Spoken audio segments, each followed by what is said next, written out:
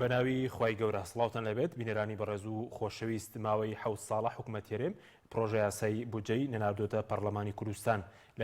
لە یادداشتێکیشدا 16 پەرلەمانتاری فراکسیۆن ئۆپۆزیسیۆنەکان داوا لە حکوومەت هێرێمی کوردستان دەکەن لە مانگی داهاتوو پرۆژە یاسای بودجە ڕەوانەی پەرلەمان بکات. ئەم شەو لە بەرنامەی ئەمڕۆ تاوتوێی نەبوونی یاسای بودجە و بەردەوامی قەیرانی موچە و ناشفافێتی لە سەرچاوەکانی داهات هێرێمی کوردستان دەکەین. بە میوانداری بەڕێز دکتۆر شێرکۆ جەودەت سەرۆکی فراکسیۆنی یەکگرتووی ئیسلامی لە پەرلەمانی کوردستان. سەرەتا راپۆرتێک دەبین دواتر لەگەڵ میوانەکەمان دەست بە گفتوگۆکەمان دەکەین. 7 ساڵە حکوومەتی هەرێم یاسای بودجەی نییە. 16 پەرلەمانتاری ئۆپۆزیسیۆنیش داوا دەکەن کابینەی نوێیەم لە مانگی داهاتوو پرۆژە یاسای بودجە ڕەوانەی پەرلەمان بکات. لە یادداشتێکدا کە هەفتەی ڕابردوو ئاڕاستەی سەرۆکایەتی پەرلەمانی کوردستان کراوە، 16 پەرلەمانتاری ئۆپۆزیسیۆن داوا دەکەن مانگی دا حکوومەت پرۆژە یاسای بودجە بنێرێتە پەرلەمان.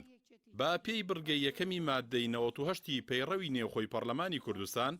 لەسەر ئەنجومەنی وەزیران پێویستە لە کۆتایی مانگی دەی هەموو ساڵێک بە مەبەستی گفتوگۆ یاسای بودجە بۆ پەرلەمان بنێرێت. لە بڕگەی دووەمی مادەی 98 داهاتووە لەسەر ئەنجومەنی وەزیران پێویستە لە کۆتایی مانگی چواری هەموو ساڵێک ژمێرەی کۆتایی ساڵی ڕابردوو بۆ پەرلەمان بنێرێت. لە بڕگەی سێمی هەمان مادە داهاتووە ئەگەر پرۆژە یاسای بودجە و ژمێرەی کۆتایی لەو ڕێکەوتەی لە بڕگەی یەکەم و دووەمدا دیاری کراوە نەگەیشتە پەرلەمان داوای ڕوونکردنەوە لە وەزیری دارایی دەکات. ئەگەر هۆکاری گونجاو هەبوو ماوەیەکی پێدەدات لە 15 ڕۆژ تێنەپەڕێت. لە کاتێکدا بەڕوونی لە پەیڕەوی نێوخۆی پەرلەماندا باسی ناردنی پرۆژە یاسای بودجە کراوە، بەڵام 7 ساڵە یاسای بودجە نییە. پەرلەمان هیچ ڕێکارێکی دژی حکوومەت نەگرتووەتە بەر. کابینەی نوێیەم بە سەرۆکایەتی مەسرور بەرزانی و قوبا تاڵەبانی بانگەشەی چاکسازی و شەفافیەت دەکات، بەڵام ماوەی 2 ساڵە ئامادە نییە پرۆژە یاسای بودجە بنێرێتە پەرلەمان و لە دەرەوەی یاسا پارە خرج دەکات. لە پۆڵێنی کۆمەڵە دارایەکاندا ئەو حکوومەتانی کە یاسای بودجەیان نییە بە حکوومەتی شکست خواردوو فاشیل ناو دەبرێن. حکوومەتی هەرێمی کوردستان لە ماوەی 22 ساڵی تەمەنیدا 17 ساڵ یاسای بودجەی نەبووە و لە تاریکیدا پارەی خەرج کردووە. حکوومەتی هەرێم لە ماوەی کارکردنیدا 11 ساڵ یاسای بودجەی هەبووە کە بریتین لە ساڵەکانی 1993 1996 1997 2001 ساڵانی 2007 بۆ 2013. لە ئێستاشدا ماوەی 7 ساڵە حکوومەتی هەرێم سەرپێچی یاسای کردووە و یاسای بودجەی نییە. بە بڕوای شارەزایانی ئابووری نەبوونی یاسای بودجە ژینگەیەکی لەباری بۆ بەهەدەردان و گەندەڵیکردن لە داهاتەکانی هەرێم ڕەخساندووە.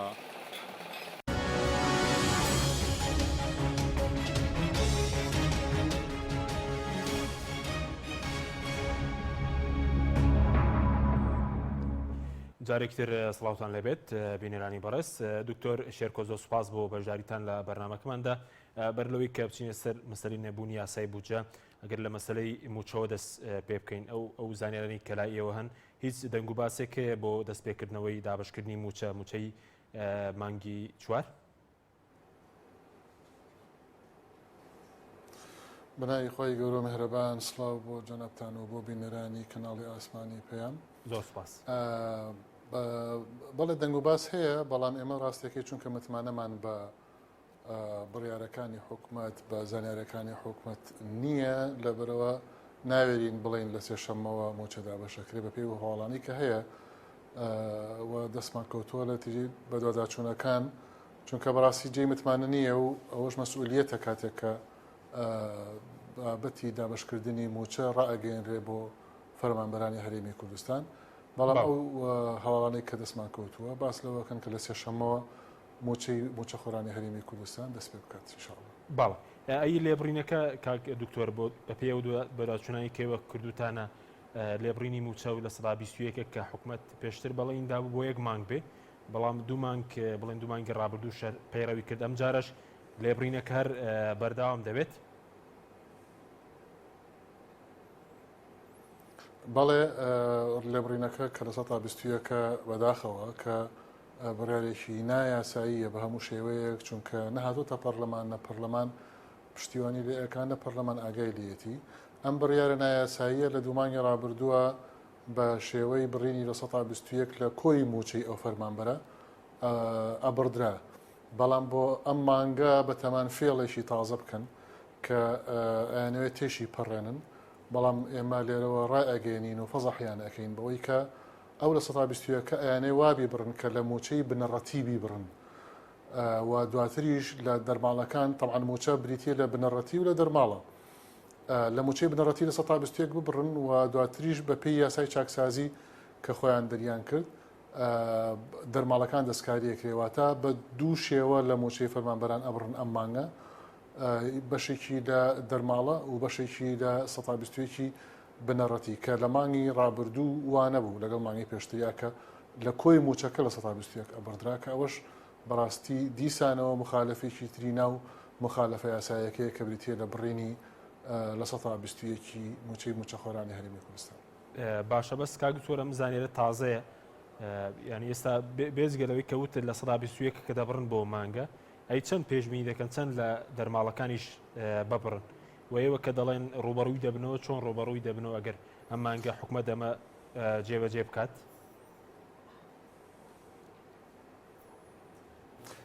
خۆی بڕینەکە وەکوتم ئەیانەوێت لە بنەڕەتی لە موچەی بنەڕەتی بیبڕن و دەرماڵەکانیش لە بڕگەیەکی یاسای چاکسازیە هاتووە کە ئەنجومەنی وەزیران دەرماڵەکان ڕێک بخاتەوە ئەو کاتە چۆنێتی پێناسەکردنی ڕێکخستنەوەی دەرماڵەوە ئەو بوو کە ئێمە لێ ئەترساین و کەمە دەنگمان نەدایە کە بەهۆی ڕێکخستنەوەی دەرماڵە دەست بکەن بە بڕینی زۆرێک لە دەرماڵەکان یان ڕێخستنەوەی بە معنای ئەوەی کە هی کەسێک کە مستحق نییە لا ببرێ و کەسێک کە مستحقە بمێنێتەوە یعنی بە جۆرێک لە جۆرەکان دەرەنجام لە هەموو حاڵەتێکە لە دەرماڵەکان کەمەکرێتەوە کابێ لە دەرماڵەکان کەمەکرێتەوە وەکو دەرماڵەکان لە موچەی بنەڕەتیش لە 121 ببڕدرێ معناوێ بە دوو جۆر ئەبڕدرێ ئەوەی کە ئەوان دایان ناوە بیکەن بەنسبەت ئێمە طبعاً واژی پێویستمان کۆ کردەوە بەوەی کە پرساندن بکەین بۆ سەرۆکی حکومەت و جێگرەکەی و وەزیری دارایی ئەو بوو بە بەهانەی جۆرا و جۆر تەفسیراتی تر بۆ پەیڕەوی ناوخۆی پەرلەمان کرا دەرەنجام داوایان لێکردین کە بەجیا هەرسێکیان بانکەین بۆ پرساندن ئەوەشمان کردو ئەوەشمان ئیمزای پێویستمان بۆ کۆ کردوێتەوە چونکە باسەکە لەوەیە کە ئەبێ بێن پرساندنیان بۆ بکرد لەسەرەوەی کە چۆن لە 121 موچەی موچەخۆرانی هەرێمی کوردستانیان بڕی بە کامی یاسا بۆ بەبێ علمی پەرلەمان بۆ نەیان هێنا بۆ پەرلەمان لەبەرەوە هەموو ڕێکارە یاسایەکان هەموو فشارەکان ئەگرینە بەر بۆ ئەوەی کە ئەو هەڵەیە ڕاست بکرێتەوە و ئەوەیەکێک کە یا قەترێکە لە بەحری ئەو هەڵانەی کە حکومەتی هەرێمی کوردستان تێی کەوتویانی 6 ساڵە بودجەی هەرێمی کوردستان کەس نازانێت چییە حکومەتی ناردۆ بۆ پەرلەمان حکومەتی هەرێمی کوردستان بودجەی تەخمینی ئەنێرە بۆ بەغا بەڵام نێنێرە بۆ پەرلەمانی کوردستان کە لە یەکێک لەو بودجانەی کە ناردێتی بۆ بەغا باس لە 20 میلیارد دینارەکە 20 میلیارد دۆلارەکە بۆ ساڵی بۆ ساڵێک بەڵێ بۆ ئەینەری بۆ بەغا بۆ ناینێری بۆ هەرێمی کوردستان بۆ پەرلەمانی کوردستان لەبەرەوە خەلەلی گەورەیە حکومەتی هەرێمی کوردستان ئالوودە بووە بە هەڵەی استراتیژی بەداخەوە و تەنانەت لە وەفدی مفاوزیشە لەگەڵ بەغدایە کە بە گەرمی ئێستا لەسەر خەتن تەماشاکەی جیاوازێکی زۆر هەیە لە ئەو دوو گروپی کە مفاوزاتەکەن بۆ منە وەزیری دارایی لە بەغدا پرۆفیسۆرە لە داراییە لە بەریتانیاوە تەواوی کردووە و کەسێکی عێراقیە و شارەزایەکی زۆر باشە لە سیستمی عێراقی دارایی و ئابووری بەڵام وەزیری دارایی هەرێمی کوردستان هیچ اختصاسێکی دارایی نییە و وەفدی مفاوزی هەرێمی کوردستان وەفدی دانوستانکاری هەرێمی کوردستان بە بەراورد لەگەڵ وەفدی دانوستانکاری عێراقی کە پڕ لە خەڵکی مختص و بەتوانە تەماشاکەی یەک پسپۆڕیتیان نییە کە پسپۆر بێ لە دارایی و ئابووری تەنانەت پسپۆر بێت لە نەوتیشە لە نەوت و وزشە تیانەیە لەوەی هەرێمی کوردستان لە کاتێکە چەندین کەسایەتی وەکو مامەسا فازیل نەبی کە وەکیل وەزیر بۆ لە وەزارەتی دارایی عێراق و مێژوویەکی دوور و درێژی هەیە لە وەردەکاری ئەوەی کە ئەمەوێ بیڵێم ئەوەیە کە ئەم دانوستان و گفتوگۆیانە بە خەڵکی محتەریف و لێهاتوو لێزان ئەکرێ بە سیاسی کە هیچ نازانێت لە بواری دارایی و ئابووریە ناتوانێت دەستکەوتەکان تحقیقکە بۆ یعنی نمونەیەک بێنمەوە نفقاتی ئەوەی کە پێترە نەفقاتی تەژغیلی ئەمە لە کەرتی نەوت و گازە لە هەرێمی کوردستان ئەبێ بخرێتە سەر عێراق لەسەر مستەوای نەفقاتی حاکیمە، یعنی لە کۆڵ هەرێمی کوردستان بێتەوە ئەو پارانی کە سەرفەکرێ بۆ بەڕێوەبردننی کەرتی نەوت و گاز لە هەرێمی کوردستانە لە کۆڵ هەرێم بکرێتەوە بخرێتە سەر نەفقاتی پارەی حاکیمەی خەرجکراوی حاکیمە کە حکومڕانی پێ ئەکرێ. ئەم مناقلەیە خەڵکی شارەزا ئەتوانێت بیکە، خەڵکی شارەزا ئەتوانێت بڵێ لە کێوە نەقڵ بکرێ بۆ چۆ سیاسەکە ئەمە نازانێت ئەڵێ آخر مەسەن ڕاوێژکارم هەیە ڕاوێژکارەکە بڕیاردەر نییە لەبەرەوە ئەم مفاوەزات و دانوستانکاری ئەبێ خەڵکی محتەریف و شارەزا و پسپۆر بیکە نەک سیاسەکان. دەرەنجام ئەگەر هەرێمی کوردستان وەکو کەوتۆتە ناوی ئەو هەڵی کە کەوتۆتە ناوی ئاوا بەردەوام بێ بێگومان خەڵکە پرۆفێشناڵ و لێهات و لێزانەکانی بەغدا گۆڵی زیاترەکەن لە هەرێمی کوردستان. دەرەنجام شتێکی وا نامێتەوە بۆ هەرێمی کوردستان. ئێستا لە بەعضی حاڵەتە لە 23 داهاتی نەوت و گازی هەرێمی کوردستان داهاتی نەوتی هەرێمی کوردستان ئەمێنێتەوە، یعنی لە 23 داهاتەکە ئەمێنێتەوە بۆ حکومەتی هەرێمی کوردستان لە بەعضی حاڵەتە. تەنانەت عەقدەکانیان ئەمەنە بە سەقەتی کردو عەقدە نەوتیەکان لە کاتی گەیشتنی نرخی بەرمیلی نەوت بە سەر و $45 ئینجا هەرێمی کوردستان، یعنی وەکو بڵێ بڕێک قانزاج ئەکا کە باش بێ بۆ حکومەتی هەرێمی کوردستان و سوودێکی بۆ چونکە کۆمپانیەکان سوودی لێوەرەگرن کە کری بۆ ڕێنەوتەکان وڵاتانی دراوسێ ئەوەی کە بۆڕێکە پیاڕوا لەبەرەوە ئەم هەڵانە هەمووی تەسیل لە بوجەکە، هەمووی تەسیل لە موچەکە. دەرەنجام ئێستا تەنها دەواازە بۆ بە ڕێکەوتن لەگەڵ بەغدا، ڕێکەوتن لەگەڵ بەغدا شروعی هەیە کابێ دەواازە سنووریەکان لە 150 تەسلیم بکرێت کە ئەوە ئەزمە و قەیرانی گەورەی گەندەڵکارانە چ لە سنووری زەر چ لە سنووری سەوز کە ئەو خاڵە گومرگیانە تەقدیر کراوە بۆ ساڵی پار بە $5 میلیارد کە داهاتی خاڵە گومرگیەکان بووە. ئەو $5 میلیارد لەکوێیە حکومەتی هەرێمی کوردستان بۆچی لە بوجەیە داتنەناو نەتداوە پەرلەمانی کوردستان، بۆچی بەیاننامەیەکی مالی دەرنەکردو نەتداوە پەرلەمانی کوردستانی ڕای بگەینی کە ئەمە داهات و خەرجەکانی ئەم هەرێمی کوردستانە 6 ساڵە حکومەتی هەرێمی کوردستان مەم حکومەتە نوێشەوە یا خەرجی و داهاتی بە نایاسایی ئەکا واتە 6 ساڵە ئەگە سەروەری یاسا هەبوایە ئەبوایە حکومەتی کابینەی نوێم زوو هەڵواشایەتەوە و ئەبوایە کابینەکانی پێشوش بە هەمان شێوە ئەو بەرپرسیارەتیان هەڵبگرتایە و سزای یاساییان وەرگرتایە لە بەرامبەر تەڵان بیانەکانیش مەقبول نین. مەسەن خولی پێشوو ئەیانوت وڵا شەڕی داعشە ئەم خولە وڵا کۆرۆنا بووە لە کاتێکە بوجە عێلاقی بۆ نییە تۆ پارەت کەمە یا پارەت زۆرە یان قەیرانە هەیە یا قەیرانە نییە. ئەگەر قەیرانە هەیە و لە حاڵەتی حربی شابێ ئەتوانی بوجەی تەواڕێ دابنێ، بوجێ حاڵەتی ئیمەرجنسی تەواڕێ دابنێ. $1 هەبێ ئەبێ بە یاسا ڕێکی خەی کە چۆن دەست کەوتووە بۆ چۆنی خەرجەکەی. لەبەرەوە بیانەکان مەقبول نین، بەڵکو ئەمە دەواازەی گەورەی کردوێتەوە بۆ گەندەڵی دیوانی چاودێری دارایی ئەگەر یاسای بوجەی نەبێت لەسەر ئەساسی ئەوە تەدقیق خوردبینیەکان بکە لە ناو وەزارەتەکانی حکومەتی هەرێمی کوردستان ناتوانێت ئەویش تەدقیق بکات، چونکە ئەو تەدقیق خوردبینی لەسەر ئەساسی یاسای بوجە ئەکرێ کە چی تەخسیس کراوە بۆ ئەم فەسڵ بۆ ئەم با بۆ ئەم وەزارەت بۆ ئەم دەرگای خەرجکردنە ئەوە تەدقیقی لەسەرەکرێت کە ئەوە نەبوو دیوانی چاودێری دارایش تعطیل ئەبێ ئەویش پەکێکەوێ هەروەها دام و دەستگاکانی تر کە پێیوەستن بە بوجەوە. لەبەرەوە ئەمانە هەمووی هەروکو لە تەقریرێکی ئاژانسێکی نێودەوڵەتی بڵاوی کردوێتەوە کە حکومەتی هەرێمی کوردستان فەشەلی خۆی سەلماند و حکومەتی هەرێمی کوردستان بەڕاستی ئالوودە بووە بە گەندەڵی و ئێستا هەرێمی کوردستان مەشهور بووە لە هەموو دنیا بەوەی کە گەندەڵی لە مەترسیترین ئاستیدایە لەم هەرێمی کوردستان بەداخەوە. بەڵێ بەس دکتۆرەوەی کە دواتر قسەی زیاتر لەسەر نەبوونی یاسای بودجە دەکەین بڵین بەزەوەی کە بەرە زووتت ئەم مانگە بە دوو جۆر بڵین غەدر لە فەرمانبەران دەکرێت لە 21 بەردەوام دەوێت دەرماڵەکانیش بەشێکیان دەبەردرێن بە پێی یاسای چاکسازی کە فراکسیۆنەکانی ئۆپۆزیسیۆن بڵێندنیان پێنەدا. پێشبینی دەکەیت لە سەدات چەندی موچە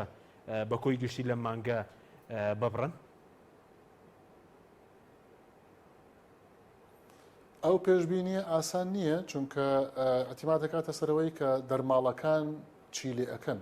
بۆ موچە خۆرانی هەرێمی کوردستان کە ئەوە ئیتر ئەمە ڕێگری گەورەمان کرد لە پەرلەمان کە ئەو بڕگەیە نەبێ کە ئەنجومەنی وەزیران دەستکاری دەرماڵەکان بکە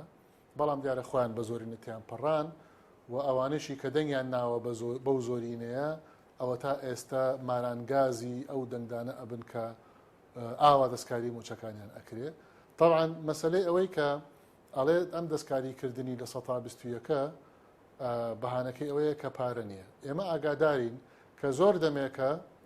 دەسەڵاتدارەتی لە هەرێمی کوردستانە ئەوێت دەستکاری موچە بکات و کەمی کاتەوە زۆر دەمێکە و بە دوای فرسەتە ئەگەڕا و هەر جارە و بە بیانویەک. ئێستا ئەم هەلەی کە دەستکەوتووە بەهۆی شەڕی داعش بوو پێشتر بەهۆی کۆرۆناوە ئێستا یا هەر بیانێکی تر فرسەتە بۆی ئەو قەناعەتیان تەحقیقکردن لەبەرەوە پەیوەندی بە بوون و نەبوونی پارەوە نییە ئەم لێبڕینە. پەیوەندی بۆ قەناعەتەوە هەیە کە بڕیاردەرانی ئەنجومەنی وەزیران هەیانە کە ئەبێ موچەی موچەخۆران کەم بێتەوە لە 810 بۆ 890 ملیار دینار دابەزێ بۆ حدودی 700 ملیار دینار مانگانە. ئەمە قەناعەتەکەیە پارە هەبێ و نەبێ ئەمان هەر ئەکرد بەڵام بەدە فرسەتە ئەگەڕان بۆیە ئەم فرسەتیان بەکارهێنا لەبەرەوە پێشبینیکردنی ئەوەی کە دەرماڵەکان چی لێ دێ ئەوە احتیماتەکە دەسەر ئەو بڕیارانەی کە ئەنجومەنی وەزیران ئەیدەن بۆ ئەیداد بۆ مەسەلەی دەرماڵە بەڵام لە 121 لە موچەی بنەڕەتی ئەبردرێ و بۆ شێوەیە یعنی پێشبینی ئەوە ئەکرێ کە لێبڕینی ئەم مانگە زیاتر بێ وەک لە لێبڕینی مانگی ڕابردوو کە لە 120. باشە بەس وەکەوەی کە بڵین خواستێک هەیە جێگەلەوەی کە بەڕێزوتە دەیانەوە بڵین کۆی گشتی موچە لە 890 ملیارێکەوە بکەن بە 600 ملیار دینار. ئێستا بەرپرسانی هەرێم باز لە پاشەکەوتی چەند مانگێ دەکەن مانگی 4 و 5 و 6 کەڵەن هی کابینەی ڕابردووە یاخود دەڵێن داوامان لە بەغداد کردووە کە ئەم موچەیە مانگانە بدات. هیچ هەوڵێکی واش لارەدە ئەو مانگانە پاشەکەوت بکرێن بە پاسایەوەی هی کابینەی ڕابردووە؟ یعنی ئەوە بەغدا مفلیسەکە بوو کە ڕۆژێ لە ڕۆژان پێیانوت بەغدا مفلیسە. ئێستا ئەوە تا بە چومونی نۆک و بە هەموو هەوڵێکەوە هەوڵەدەن بۆی کە بەغدا ڕازیکن و بەغداش بەڕاستی لەسەر ئەساسی دەستوری ئەوێ ئیشکا لەگەڵ هەرێمی کوردستان و ئەو منزومەیە ڕێک بکرێتەوە لەنێوان هەرێمی کوردستان و بەغدا. دەرەنجام ئەو داهاتەی کە لە بەغداوە دێ ئەبێ یەکسان بێ بەو داهاتەی کە لە هەرێمی کوردستان پیا ئەکرێ. ینی بەخاس 120 ملیار دینار مانگانە بنێرێ لە بەرامبەر ئەو لە 150 داهاتی خاڵە گومرجیەکان کە لە مەودوا مەفروزە ئەگەر ڕێکەون پاسەوانی عێراقی سنوور و فەرمانبەری عێراقی و دیوانی چاودێری دارایی عێراقی بێت خاڵە گومرجیەکانی هەرێمی کوردستان کۆنتڕۆڵ بکە و دواتر نیوەی بۆ ئەم لابێ و نیوەی بۆ ئەو لابێ. ئەمە ئەو خاڵە گومرجیانن کە شەو ڕۆژ دەستڕۆشتەکانی هەرێمی کوردستان کەندەڵکاری تیاکەن و قاچاقچێتی تیاکەن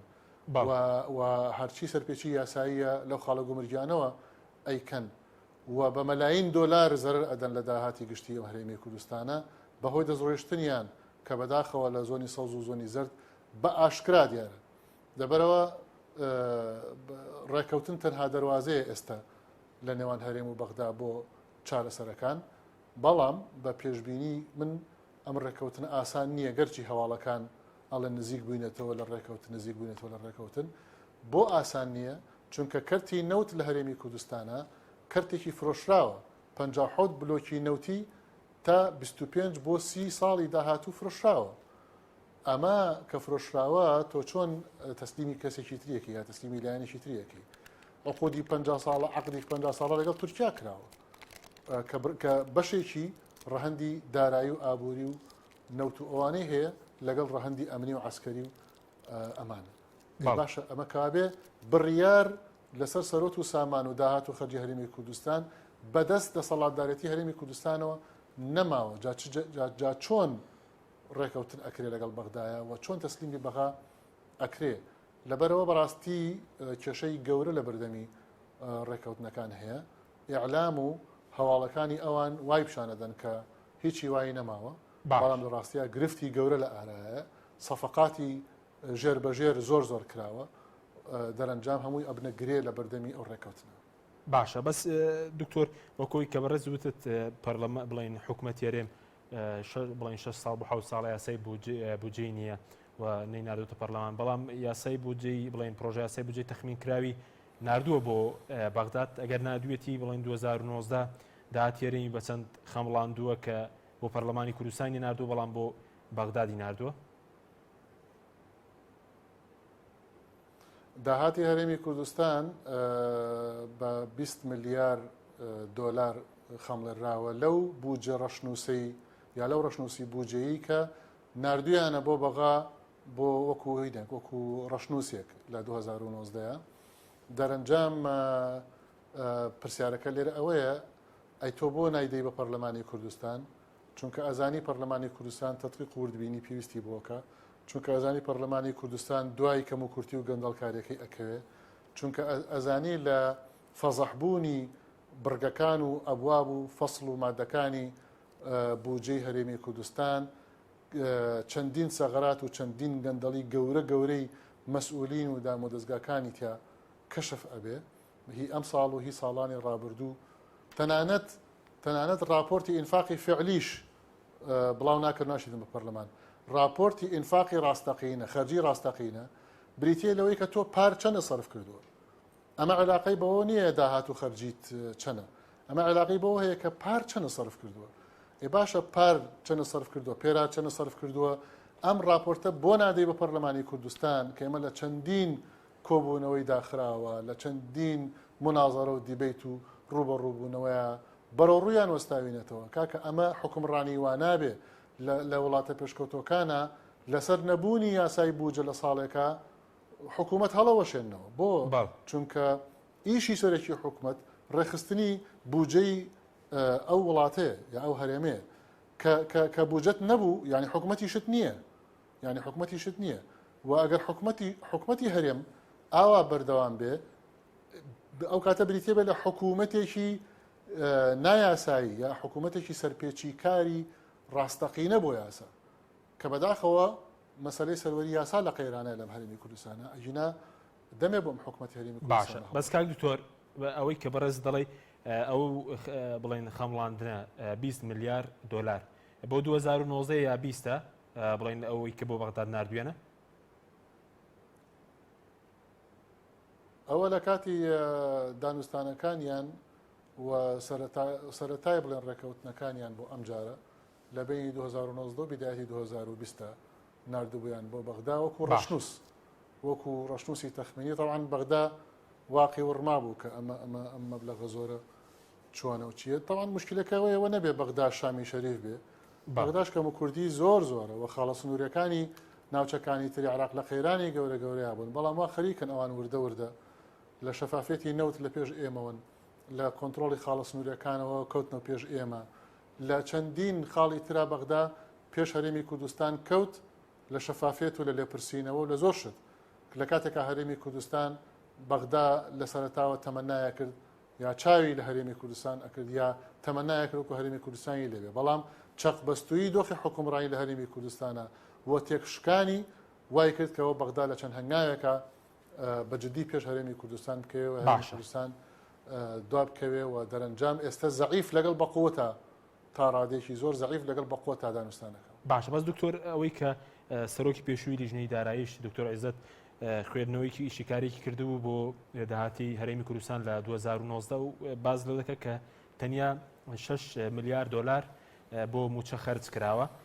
بەڵام ئەوی کە بەڕێز دەڵی وتوانە داهاتی هەرێم بڵین بەوە خەمڵاندنەوە 20 ملیار دۆلار ئەگەر بڵین نزیکی 10 ملیاریشی بۆ موچە خەرج کرابێ ئەوەی تری چی لاتووە خۆ پرۆژەی خزمەتگوزاریش نەماوە تا بڵین 10 ملیار دۆلار لە بودجێ هەرێم بۆ پرۆژەی خزمەتگوزاری ڕۆشتووە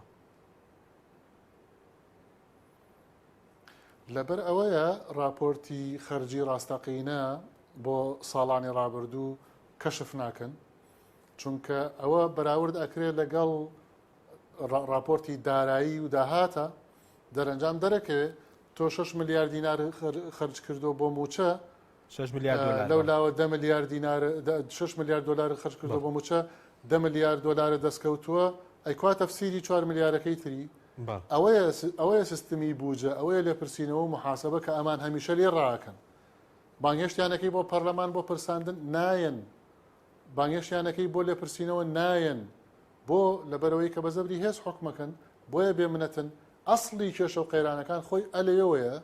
کە بە زەبری هێز حکومەکرێت لەم هەرێمی کوردستانە دەرەنجام لێپرسینەوە و محاسەبە و سیستمی پەرلەمانی ئەوان هەمووی پەک خراوە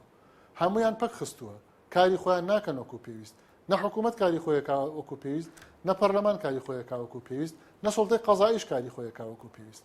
دەرەنجام کە ئەم سێ کوچکەی حکومڕانیان پەک خست بوجە زەرەرەکە موچەی فەرمانبەران زەرەرەکە فەرمانبەرانە بنە قوربانی بازار ئەبێتە قوربانی ژیان و قوتی خەڵک ئەبێ بە قوربانی دەرەنجامی ئەوەی کە ئەو زۆرینەیە کە بەدەست هات بەداخەوەجا بە تەزویر بێ یا بە دەنگی پشتیوانەکانیان بێت ئەوە باجەکەی پشتیوانەکانیان ئەیدەن خەڵکەکە ئەیدا خەڵکی ڕەشوڕوت ئەیدا و خەڵکی فەرمانبەری ستەم لەکرای ئەم هەرێمی کوردستان ئەیدا باشە سەبارەت بە داهاتی خاڵە سنووریەکانیش کە بەڕێزت پێ دوایە بڵین ساڵانە داهاتی خاڵە سنووریەکان هێرێم 5 ملیارد دلار دەبێت چووکە لەو بڵین راپۆرتێک کە لەو ماوەی پێشوو لە پەرلەمان خرایە ڕوو بە 6 مانگ 505 ملیار دینار دانرا بۆ داهاتی خاڵە سنووریەکان یعنی ئەوەندە دەبێت کەواتانی بەشی موچەی فەرمانبەران دەکات ئەگەر 5 ملیار دلار بێ نزیک دەبێت بەشی موچەی تاوای فەرمانبەران لە ساڵێکە ئەگەر ئەوەن دەبێت سنتەری توێژینەوەی ئەنجومەنی نوێنەرانی عێراق بەحسێک و ڕسێرچێکی مەیدانی کردووە و داتای وەرگرتووە لە وڵاتانی دراوسێی عێراق بۆەوەی کە بزانێ هەرێمی کوردستان چەند ئاڵوگۆڕی بازرگانی کردووە لەگەڵیانە ئەوەی کە پێوترێ پێوەری ئاڵوگۆڕی بازرگانی تەبادلی تیجاری دەرەنجام لە داتای وڵاتانی دراوسێەوە زانیوێتی و دەستی کەوتووە کە هەرێمی کوردستان زیاتر لە 5 ملیارد دلاری پیا کردووە بە گومرجی خاڵە گومرجەکان اینجا ئەم 5 ملیارد دلارە لە هیچ شوێنێکی بوجە و میزانیە و راپۆرتی دارایی ئەم هەرێمی کوردستانەیە دیار نییە و بوونی نییە بۆیە بۆ کوێ چووە بۆ بەرپرسەکان چووە بۆ دەستڕۆشتەکان چوە بۆ گەندەڵکارەکان چوە 5 ملیارد دلار تەقدیراتی داهاتی خاڵە گومرجەکانە بۆ ساڵی ڕابردوو ئەمە پێمان ئەڵێ ئەم دەوڵەمەنە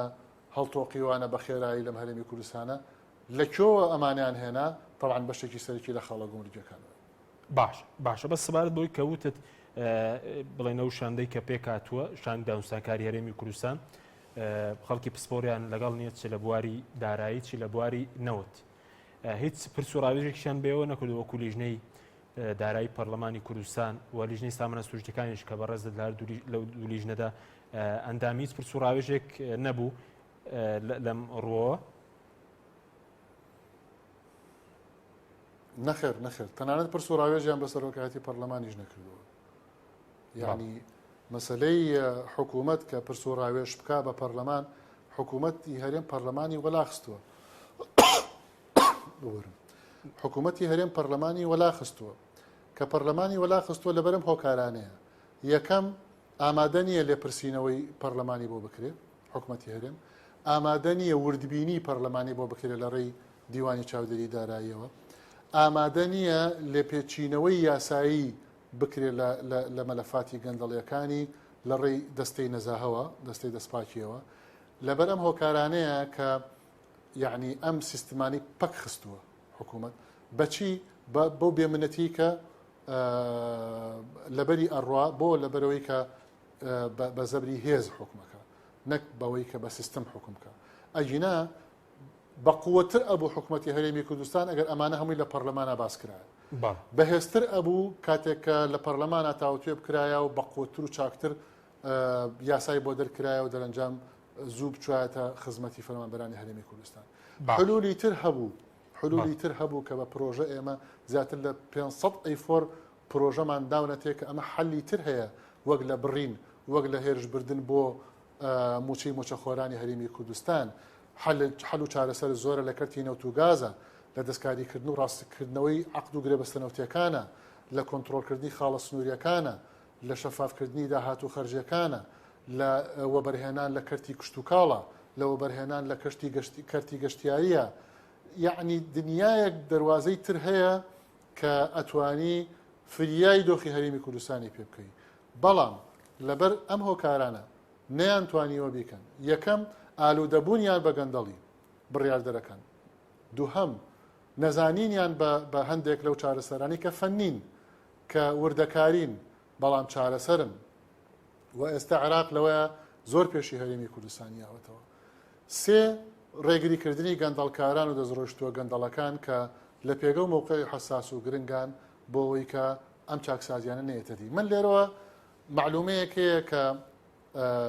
کە ئەمەوێت لێرەوە بڵاوی بکەمەوە خەڵکی هەرێمی کوردستان کە ئێمە زۆر بە توندی بەڕۆڕووی وەستاوینەتەوە ئەوەستینەوە کە پەیوەندی بە خانەنشینەکانەوە هەیە. باشە دکتۆر، یاسای چاکسازیان وا تێکداوە لە جێبەجێکردنە کە یەکەم ئەبوایە 3 مانگ جارێ راپۆرتیان باە بە پەرلەمان نێنداوە. دووهەم زۆرێک لەو پلە تایبەتانەی ئەوان کە بە گەندەڵی بە نایاسایی خانەنشینیان کردوون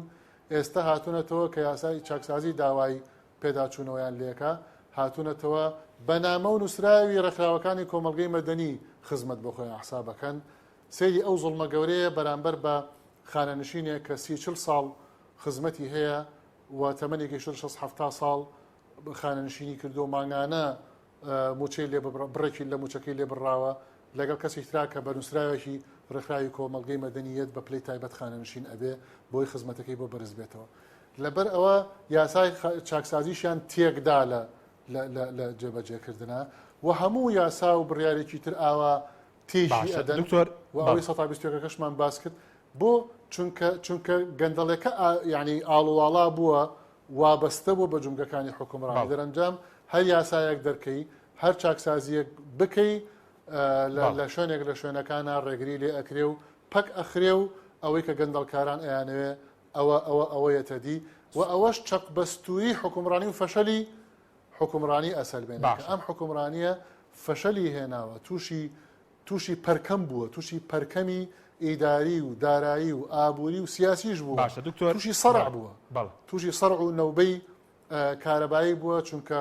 دەماغی ناتوانێت ئیش بە پێی پێویست بکات دەرەنجام ئیسلاحاتەکانیش نایەنەدی. بەڵێ سوپاس دەکەم ناوبڕێکمان هەیە دواتر قسەی زیاتر لەسەرەوەی کە بەڕێزت ناودنا تێکدانی یاسای چاکسازی قسەی زیاتری لەسەر دەکەین و لەسەر بایۆمەتریش کە دەستی پێکردەوە قسە لەسەرەوەش دەکەین. وەڵا بینەرانی بەڕێز ناوبڕێکی کورت و دەگەڕێنەوە وڵاتان لەگەڵمان بمێنەوە.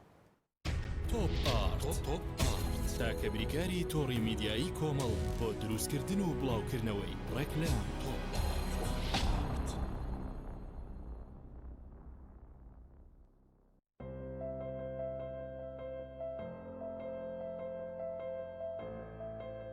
چونکە شیر لە ژیانی هەموماندا گرنگی خۆی هەیە، من باشترین شیرم بۆ خێزانەکەم هەڵبژاردووە. هەموو کات شیری ئاڵتونسا بە منداڵەکانم دەدەم بۆ ئەوەی مێشتێکی چالاک و داهێنەرانەی هەبێت. من بە شیری ئاڵتونسا کێک و شیرینی دروست دەکەم. شیری ئاڵتونسا ڕۆڵێکی گرنگی لە خێزانی ئێمەدا هەیە. 100% سروشتی تامێکی نایە.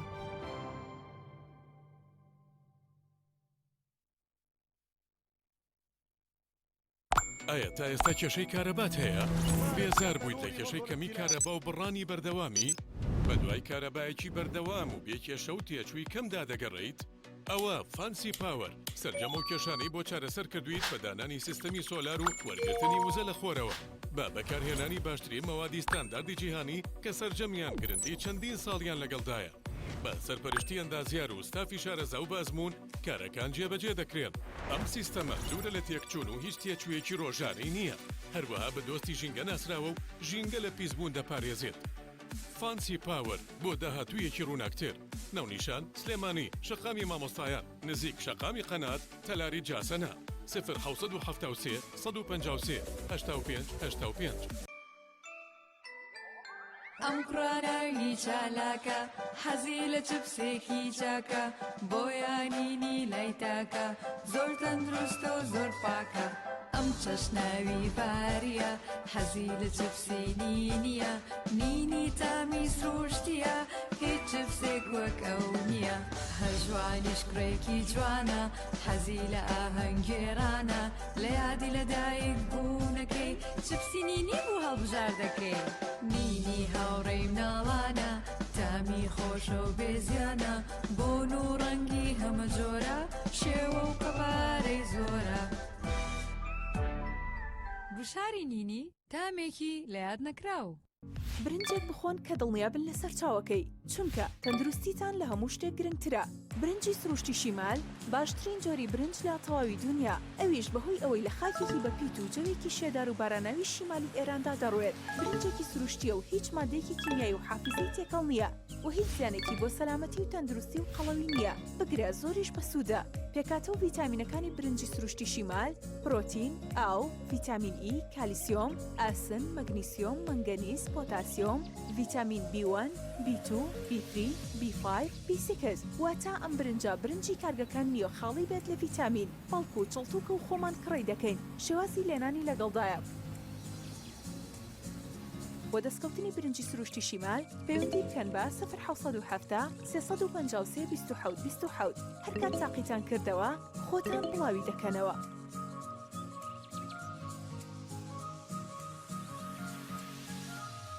تۆپ ئارت تاکە بریکاری تۆڕی میدیایی کۆمەڵ بۆ دروستکردن و بڵاوکردنەوەی ڕێکلام.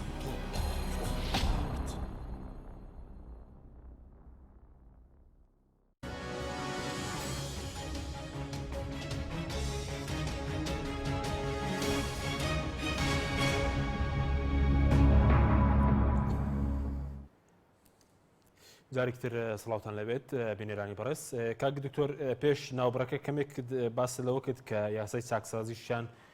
تێکداەوەی کە بڵین چاکسازی لە موچە و دەرماڵە و خانەنشین ئیمتیازاتەکان تێکدانەکە تەنە لە مەسەلەی ئەوەی کە بەڕێز باس کرد بڵین خانەنشین نایاسایی کە خزمەتیان بە نایاسایی بۆ هەژمارکراوە دووبارە بە نایاسایی بۆ ناژمار دەکرێتەوە یاخود لە ڕووی داهاتیشەوە کە پێشتر بانگشەی زۆریان دەکەی داهاتێکی گێڕایەوە یاسای چاکسازیە بۆ حکوومەت. حکوومەت ئەوە 3 مانگ جارێک راپۆرتی باە بە پەرلەمانی کوردستان لەسەر یاسای چاکسازی تا ئێستا هیچ راپۆرتێکی نەهاتوۆتە پەرلەمانی کوردستان. ئەبێت لەو راپۆرتەیە پێمان بڵێ کە چەندی دەستکەوتووە، چی کردووە، چی بڕیوە، چی پاکردوتەوە، چی چاکردوتەوە لە لیستی موچەخۆرانی هەرێمی کوردستان. لەبەرەوە دیسانەوە ئەمەش حکوومەت هەرێمی کوردستان نەیتوانی ئیلتیزامی پێوە بکە. دەرەنجام ئێستا تەطبیقی یاسای چاکسازی پوچ کردوتەوە چونکە چەندین سەرپێچی تر لە پاڵیا ئەکرێوەکو باسم کرد کەسێک کە بە خانشینی پلە تایبەت خانشین کراوە بە نایاسایی لە ڕابردووە ئێستا بۆی تاویزکەنەوە چونکە پێداچوونەوە کرێ هاتون و سراوی ڕێکخراوی کۆمەڵگەی مەدەنیان بۆ هێنەوە کە ئەمەی بە خزمەت بۆ حساب بکرێت کە ئەمە کارەساتێکی گەورەیە بەڕاستی. باشە بەس وەکو ئەوەی کە ئێستا بڵین دووبارە پرۆسی بایۆمەتریش دەستی پێکردووە کە خۆیان ناویان لێناوە قۆناغی دومی بایۆمەتری ئەوەی پێشتر بۆچی بوو کە 3 ملیار بڵین دیناریشی تێدا خەرجکرا؟ خۆی پرۆژەی بایۆمەتری بە حسابی خۆیان قۆناغی یەکەمی تەواو بوو و قۆناغی دووهەمێتی ئێستا. قۆناغی دووهەمی گوایە قۆناغی لێبڕینەکانە کە ئەعلانیان کردووە 67,000 کەس دووموچە و سێموچەی وەرگرتووە لەم هەرێمی کوردستانە. ئەمە طبعاً ئەم ڕقەمە بە تەئکید زۆر لەوە زیاترە لەبەر دوو سەبەب. سەبەبی یەکەم بە هیچ شێوەیەک پەرلەمان ئاگای لەو زانیاریانەی بایۆمەتری نییە. سەبەبی دووهەم ئەوەیە کە ئەمان ئەیشارنەوە بۆ ئیشارنەوە چونکە خەڵکی خۆیان هەیە بە هەزارانی خۆیان هەیە کە ژێربەژێر شاردراونەتەوە لە ناو لیستی موچەیە ئێستا پێیان چاک ناکرێ وەکو حیمایە و حرس و پاسەوانی بەرپرسەکان و چەندین شتی تر. دەرەنجام تۆ ئەگە حتا ڕقەمەکەی ئەوانیش ئاحتیماتکەی کە ئێمە جێی بڕوانیە لای ئێمە چونکە تەدقیق و وردبینی و ئوسوڵیاتی سیستمی بودجەی بۆ جێبەجێ نەکراوە. دەرەنجام ئەمە 67,000 ئەگەر 500,000 حساب بکەی بۆ موچەی زیادە ئەڵێ 67,000 کەس دووموچە و سێموچەی وەرگرتووە. باشە ئەگەر دووموچەش حساب بکەی واتە 67,500 هەموو مانگێ لە 10 ساڵی ڕابردووە کۆی کەرەوە بزانە چەند ملیار دۆلارەکە. دەرەنجام ئەو بەشێکە لە قەیران و نەهامەتەکانی خەڵکی هەرێمی کوردستان کە چێ کردوێتی ئەمە چێ کردوێتی ئەم دووموچە و سێموچەیە چێ کردوێت ئەمە باس لەوە نییە کەسێک موچەیەکی هەیە و من حەیەکیشی هەیە مەسەرەن موچەیەکی ڕسمی هەیە لە حکوومەت وەلەو لاوە من حەیەکی هەیە کە هی شەهیدانە هی جینۆسایدە هی زیندانی سیاسی هەرچیەک بێ ئەو باس لەوە نییە ئەمە باس لەوەیە کابرا دوو موچەی ڕسمی هەیە سێ موچەی ڕسمی هەیە بە قسەی خۆیان بە ڕقەمەکەی خۆیان کە داتایەکی متمانە پێکراونیە لای ئێمە ئەڵێ 6,000 کەسن باشە 6,500 حساب کە بزانە چەندەکە ئەڵێ سێ موچەیشی تیا ینی 6,000 ملیۆنی حساب بەلای کەمەوە تەمان ئەوانەیە چونکە موچەی تریشێ زۆر لەوە زیاترە کەوابێ ئەمە کارەساتەکە بەم ڕقەمانی خۆیان ئەوەی تر فەسح بێ کە ئەوە لە بایۆمەتریا بەحساب ئیتر دەست بکەن بەوەی کە چارەسەری بۆ بدۆزنەوە کە تا ئێستا هیچیان چارەسەر نەکرد باشە بەس وەکو پێشتر کە بندیوارەکان بڵێن کاتێک کە بایۆمەتری بەرەوە چوتیان بندیوارەکان لە ئەوروپا هاتوونەتەوە و خۆیان بڵێن تۆمار کردو دوای ڕۆشنەتەوە ئەم لەم پرۆسێژدا ئەم حاڵەتە دووبارە دەبێتەوە یاخود چارەسەرێک بۆ پرسی بندیوارەکان دەدۆزرێتەوە لە هەرێ بەداخەوە وەکوتم ینی ئەو یاسایانەی کە بۆ چاکسازین ئەو هەنگاوانەی کە بۆ چاکسازین لە جێبەجێکردنا پوچ ئەبێتەوە بێ لەوەی کە یاسا و بڕیارەکە وەکو چاکسازی کەم و کورتی زۆری تایە بەڵام لە تەطبیقیشا پوچ ئەبێتەوە جەنابەت ئاگاداری کە بەرنمەیەکمان کرد پێکەوە لە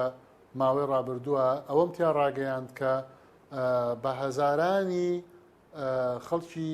کوردستانی تورکیا هەیە لە زمنی لیستی موچەی موچەخۆرانی هەرێمی کوردستانە لە ڕێی وەکیلەکانیانەوە موچە وەرەگرن هەروەها ئێرانی هەیە لە ڕێی وەکیلەکانیانەوە موچە وەرەگرن لە هەڵەبجە و لە شوێنەکانی تر و ئەمانە سووری هەیە کە هێناویانن و تەنانەت بەکاریشیان هێناون بۆ دەنگدان لە کاتی هەڵبژاردنە جنسیان بۆ کردو شتیان بۆ کردو دەرەنجام ئەمە ناهێڵێ ئەم گەندەڵیانە ناهێڵێ لیستی موچە بە پاکی و بە باشی ببرێ بەڕێوە و لەسەر حسابی کێ بێ لەسەر حسابی موچەخۆرانی هەرێمی کوردستانە بێ چونکە ئەو بڕە زیادانەی کە بۆ گەندەڵی ئەڕوا بۆ ئەو نەفرە ئێرانی و تورکی و سووریانە ئەڕوا بۆ ئەو بندیوارانە ئەڕوا کە دەستڕۆیشتون و هی مەسئولین و لەگەڵ مەسئولینان و ئەیان پارێزن ئەمانە هەمووی لەسەر حسابی موچەی ڕاستەقینی موچەخۆرانی هەرێمی کوردستانە کاتێکە لێیان ئەبڕێ کاتێکە دوا ئەکەوێ ئەگەر بێت و تەنها موچەی ڕاستەقینی موچەخۆرانی ڕاستەقینی هەرێمی کوردستان بواە دابینکردنی زۆر ئاسانترە بوو وەک لەوەی کە دوو ئەوەندە دابین بکرێ بۆ لەبەرەوەی گەندەڵکارەکان و ئەوانەی کە بندیوارن ئەوانەی کە بە فێڵ و بە ساختە و بە نایاسایی هاتوونەتە ناو لیستی موچەوە ئەوان بوون بە بارگرانی بەسەر لیستی موچەوە باشە بەس وەکەوەی کە ئێستا بەرپرسانی هەرێم دەڵێن ژمارەی موچەخۆران زۆرە بەڵام پێشتر بەڕێزت لە بەرنامەیەکی ئێمە باز لەوەکێک کە ئێستاش دامەزراندن هەیە بە شێوەی نایاسایی ئێستا شەر بەردامە بەڵام ئێمە دەبینین بۆ مامۆستای وانە بێش کەمڕۆ لە سەرتاسەری کوردستان ژمارە 17,000 داوای دامەزراندن دەکەن نزیکەی 200,000 دەرچووی زانکۆ و پەیمانگەکان هەیە لە بڵێن 6 ساڵی ڕابردوانە مەزراون داوای دامەزراندن دەکەن ئێستاش دامەزراندن بەنهێنی هەیە بەڵێ مامۆستایانی وانە بێژ هەروەها سێ یەکەمەکان دەرچووی کۆلێجەکان دەرچووی پەیمانگاکان بۆ چەند ساڵی ڕابردوو کە ژماریان نزیکە لە 200,000 کەس و هیوانە بێژان نزیکە 17,000 کەسە ئەمانە دانامەزرێن بەڵکو و دێن ژێربەژێر ڕقەمەکانی خۆیان واڵێن خەڵکی تردا ئەمەزرێنن بە هەزارەها چەکداری تردا ئەمەزرێنن بۆ ئەم مەسئول و بۆ ئەو مەسئول بۆ ئەم لایەن و ئەو لایەن بەڵێ ئێستش ئەوە بەردەوامە بەڵام بەژێر بەژێر ئەیکەن و فەرقی ڕقەمەکان ئەگەر حساب بکەین یەکەم جار ئەنجومەنی وەزیران ڕایگەیان کە بایۆمەتری پێمانەڵێ ژمارەی موچەخۆرانی هەرێمی کوردستان 1,223,000 موچەخۆرە بەڵام لە پاش ساڵێک دوای ئەوە ڕایانگەیان کە گەیشتۆتە نزیکەی 1,240,000 کەس کە حدودی 17,000 کەس لە ماوەی ساڵێکە دامەزراوە باشە ئەم فەرقە ڕقەمیە پێمانەڵێ خۆیمە لە خۆمانەوە نەمان هێناوە ڕقەمەکانی خۆیان وا ئەڵێ بەڵام کاتێک کە ئێمە وردبینی و تەتقیقمان بۆ کردو بە داداچوونەوە بۆ کردو دەرکەوت کە بەڵێ دامەزراندنی ژێربەژێر هەبووە و ئەو فەرقە ڕقەمی وامان پێڵێ بەڵێ کەوابێ حکوومەتی هەرێم ڕاست ناکا لەگەڵ دەرچووەکان حکوومەتی هەرێم ڕاست ناکا لەگەڵ وانەبێژەکان بۆ لە بەرەوەی لەو لاوە خەڵکی تر دامەزرێ و وازی لە دامەزراندنی سێ یەکەمەکان و وانەبێژەکان هێناوە طبعا دەرەنجام ئەو بێمتمانەیە کە دروست بووە بەرامبەر بە حکوومەتی هەرێمی کوردستان لەکوێوە هاتووە هەر لەم جۆرە کردارانەوە هاتووە کە وای کردووە کە خەڵک هیچ متمانێکی بە حکوومەتی هەرێمی کوردستان نەمێنێت. باشە سەبارەت بە لیژنەی دارایی سەردانێکیان کردبوو بۆ بڵێن ناوچە سنووریەکان هیچ بڵێن گەندەڵێک ئاشکرا کراوە لە بڵێن دەواازە سنووریەکان یاخود پێ دوایە ساهاتنی کازمیش بۆ دەواازە سنووریەکانی هەرێم دەتوانێت گەندەڵی لەو دەواازە سنووریەکان دەو دەواازانەکەم کاتەوە؟ یعنی بەڵێ لیژنەی دارایی پەرلەمانی کوردستان سەردانی خاڵە گومرگەکانی ئیبراهیم خەلیل و باشماخ و وەقەرەی شەسبێنی ئینشاڵڵا بچین بۆ حاجی ئۆمەران و ئەم جەو لە مەیدانیە هەیە بەڵام ئەمە تەنها وەکو چۆن بڵێ حزورێکی ئێمەیە لە مەیدانە لە خاڵە گومرگەکانە نەک ئەوەی کە یعنی هەنگاوی پێویست بێ بۆ چارەسەر چونکە ئەو گەندەڵکارانە لە کاتێکا کە ئەزانن کە ئێمە ئەچین سەردانەکەین یان کازمی دێ یا هەر مەسئولێکی تر کە دڵسۆزە یا بەرپرسە ئەچێت سەردانەکە زۆر بە ئاسانی گەندەڵەکانیان ئەشارنەوە زۆر بە ئاسانی سیستمەکەیان ڕێک ئەخەنەوە لە کاتێکا ئێمە دڵنیاین و بە ئاگاین لەوەی کە فرتوفێڵی زۆری تێ ئەکرێ بە قافڵە بار هەڵگر بەبێ گومرگ و بەبێ کواڵەتی کۆنتترۆل داخڵ ئەکرێ و تەلاعوبێکی زۆر گەورە هەیە لە خاڵە سنووریەکانە و ئەمە وای کردووە کە داهاتێکی زۆر کە تەقدیرەکرێ بە ڕێژەی لە ١٠ یعنی لە ١٠ داهاتی گومرگی خاڵە گومرگیەکانی هەرێمی کوردستان ئێستا دەست ئەکەوێ لەلایەن حکوومەتەوە لە 90ەکەی تری فەق دەبێ ونەبێ یا ئەبێتە قوربانی نەکردنی چاکسازیەکان و ئیجرئاتە پێویستەکان دەرەنجام خاڵە گومرگیەکان لە کاتێکە ئەتوانرێ بکرێ بە سەرچاوەیەکی گەورە بۆ داهات بۆ هەرێمی کوردستان گەورەتر زۆر لەوەی کە ئێستا هەیە بە ڕێژەی 1 ئەتوانی زیادیکەی ئەمە طبعاً بەپێی توێژینەشی مەیدانی کە خۆمان کردمان بۆەوەی کە دڵنیابین لەوەی کە ئەگەر ئیسلاحاتەکان بکرێ چەند داهات بەرزەبێتەوە لە خاڵە گومرگیەکان 1 بۆ 10 ئەکرێ بەرز بکرێتەوە کە ئەمە پێوترێت داهاتێکی نانەوتی کە زۆر گرنگە داهاتی نانەوتی گەشە بکە بۆی وابەستە نەبی بە نرخی نەوت و بە بۆرسەی نەوت و ببیتە قوربانی لە کاتی دابەزی نرخی نەوتە بەڵکو داهاتی نانەوتیت بەهێز بێ داهاتی نانەوتی وەکو خاڵە گومرگیەکان وەکو گەشتیاری وەکو کشتتوکاڵی وەکو ئەو جۆرە داهاتانە ئاوا برەوی پێبی ئیتر تۆ وردە ئەتوانی ڕزگارت بێ لە داهاتی نەوت و یاریەکانی سعری نەوت و بەرمیلی نەوت لە بۆسەی جیهانیە بەڵام بەداخەوە هەرێمی کوردستان تا ئەم لەحزەیەش نەیتوانی وەزاڵ بێ بەسەر ئەو گەندەڵکاریە